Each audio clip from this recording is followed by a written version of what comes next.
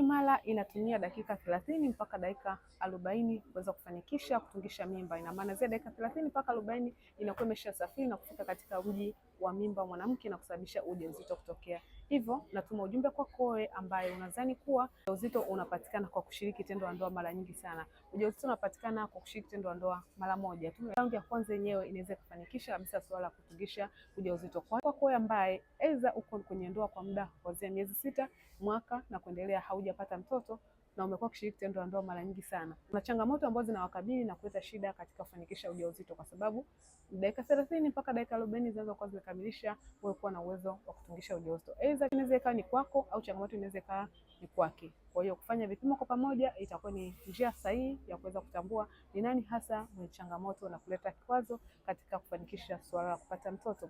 Hakikisha unafanya vipimo pamoja na mwenza wako kuweza kujua shida iko wapi zaidi. Afya yako ni uwekezaji wako. Utakapofanya vipimo ukatambua kuwa kuna changamoto yote inayokabili mfumo wako wa uzazi, karibu uweze kupata suluhisho. Share video hii uweze kufakua familia zingine ambazo zinahangaika wala kupata mtoto.